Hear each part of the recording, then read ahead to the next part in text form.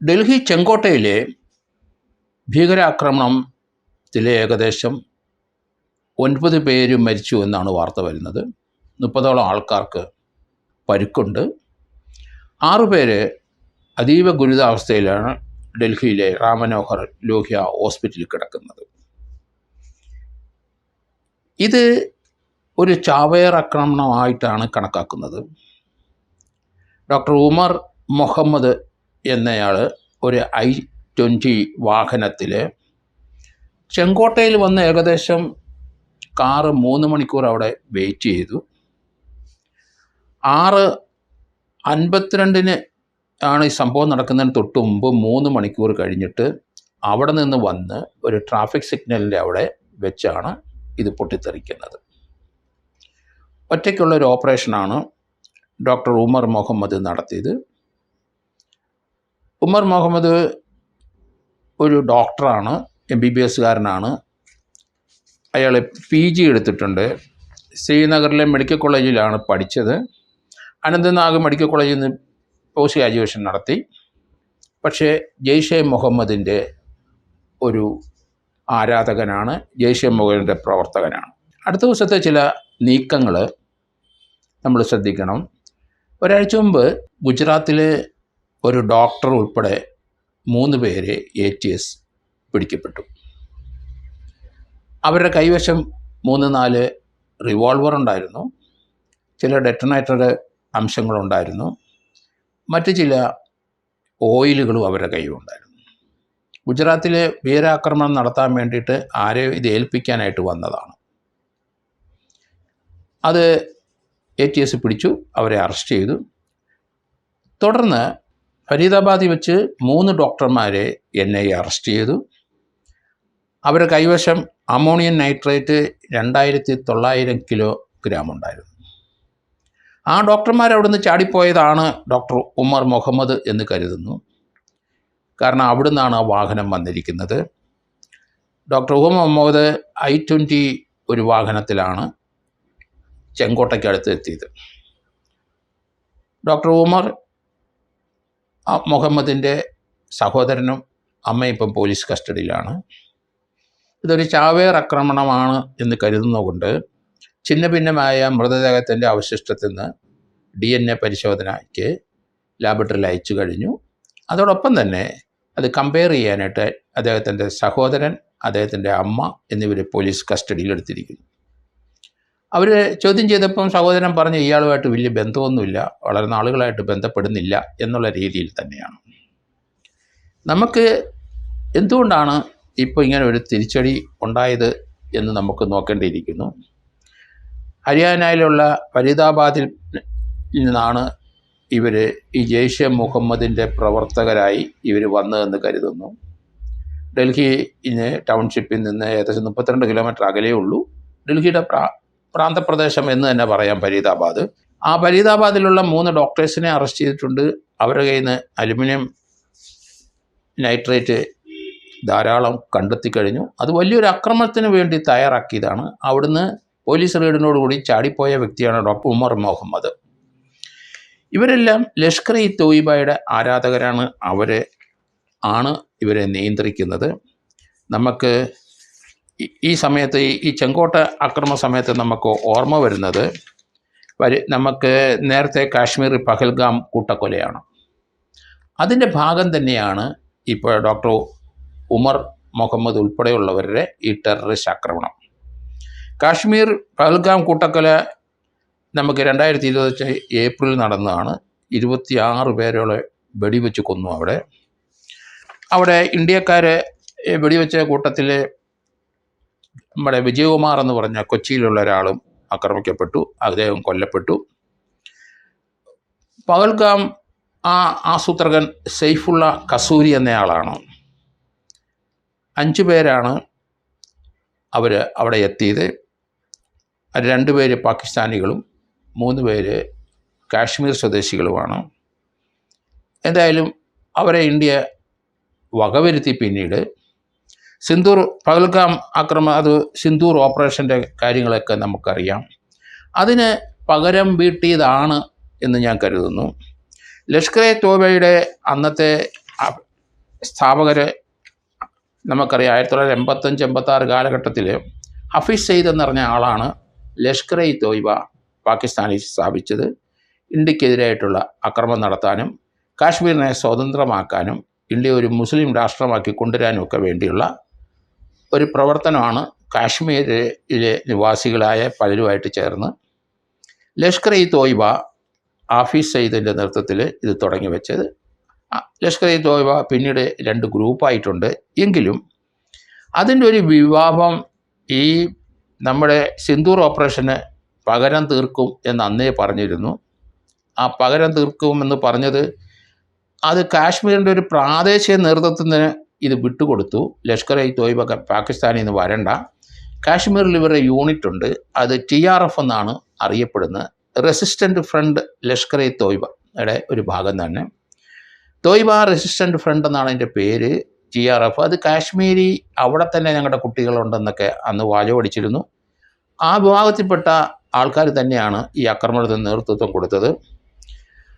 ആ 3 ഡോക്ടർമാരെ ഫരീദാബാദിൽ നിന്ന് അറസ്റ്റ് ചെയ്തിട്ടുണ്ട്. ഒരാളിപ്പം ഡോക്ടർ ഉമർ ചെങ്കോട്ടയിലെ ചാവേർ ആക്രമണത്തിൽ കൊല്ലപ്പെട്ടു. മറ്റൊരാളെ ഗുജറാത്തിൽ ഡോക്ടർ ഹമദ് മജിയുദ്ദീനെ ഗുജറാത്തിൽ ഇപ്പോൾ അറസ്റ്റ് ചെയ്തിട്ടുണ്ട്. അയാളുടെ കൂടെ മറ്റ് 2 പേരുമുണ്ട്. 2 പേര് UP നിവാസികളും ഒരാൾ ഹൈദരാബാദ് നിവാസികളാണ്. അവരുടെയും ആ ഉദ്യമം നടന്നില്ല. അത് NIA തകർത്തു. ATS അത് അവരെ കസ്റ്റഡിയിലെടുത്തു. തുടർന്നാണ് ഫരീദാബാദിലെ സംഭവം ഉണ്ടാകുന്നത്. ഇപ്പോൾ ചെങ്കോട്ടയിലെ ഡോക്ടർ ഉമർ മുഹമ്മദിൻ്റെ അക്രമവും നമ്മൾ കണ്ടു. ഈ ഹാഷിം മുഹമ്മദ് എന്നയാളുടെ നേതൃത്വത്തിലായിരുന്നു ലഷ്കർ ഇ തോയ്ബ 5 പേർ നമുക്ക് പഹൽഗാമിൽ വന്നത്. നമ്മൾ ഇന്ത്യ മുഴുവൻ ആ അക്രമത്തിൽ ദുഃഖിച്ചു. നമ്മുടെ പല സഹോദരങ്ങളും നഷ്ടപ്പെട്ടു. നമുക്ക് 26 പേര് നമുക്ക് കൊല്ലപ്പെട്ടു. ആ സംഭവത്തിൽ നിഷ്കരണം അവിടെ വന്ന് 3 തോക്കുമായിട്ട് വന്ന് അവിടുത്തെ ടൂറിസ്റ്റ് സെൻറ്ററിലെല്ലാം ഇരുന്നവരെ വെടിവെച്ച് കൊല്ലുന്ന കാഴ്ച നമ്മൾ കണ്ടതാണ്. അതിന് ഇന്ത്യ പകരം തീർത്തു. പിന്നീട് അതുമായിട്ട് ബന്ധപ്പെട്ട ഇന്ത്യ പാകിസ്ഥാനെ തകർക്കുന്ന ഒക്കെ നമ്മൾ കണ്ടു. ഈ ലഷ്കർ ഇ തോയ്ബയുടെ TRF എന്ന ജമ്മു കാശ്മീരിലെ യൂണിറ്റ് ഞങ്ങളുടെ കുട്ടികൾ തന്നെയാണ്. അത് വൈറ്റ് കോളർ ടെററിസ്റ്റ് ഗ്രൂപ്പ് ഞങ്ങൾക്കുണ്ട്. അത് സാധാരണക്കാരല്ല, വിദ്യാഭ്യാസമുള്ള ഡോക്ടേഴ്സാണെന്ന് ഉള്ള രീതിയിൽ ഇപ്പം വന്നു കഴിഞ്ഞു. 5 ഡോക്ടേഴ്സിനെ ഇപ്പം നമ്മൾക്ക് കണ്ടെത്താൻ കഴിഞ്ഞു. ഒരാൾ കൊല്ലപ്പെട്ടു, ഒരാളെ ഗുജറാത്തിൽ അറസ്റ്റ് ചെയ്തു, 3 പേരെ ഫരീദാബാദിൽ അറസ്റ്റ് ചെയ്തിട്ടുണ്ട്. ഇന്ത്യയെ തകർക്കാൻ വേണ്ടിയിട്ടുള്ള ഒരു ശ്രമം പാകിസ്ഥാൻ്റെ രൂപീകരണത്തിൻ്റെ അന്ന് മുതൽ അവിടെ തുടങ്ങിയതാണ്. ഇന്നും അതും അഭംഗുരം മുന്നോട്ട് പോകുന്നു എന്നുള്ളതാണ് എനിക്ക് തോന്നുന്നത്. എന്തായാലും 2000 തന്നെ ഈ റെഡ് ഫോർട്ടിൻ്റെ അവിടെ ഒരു അക്രമം ഉണ്ടായത് നമുക്ക് ഓർമ്മയുണ്ടല്ലോ, ചെങ്കോട്ടയിൽ തന്നെ.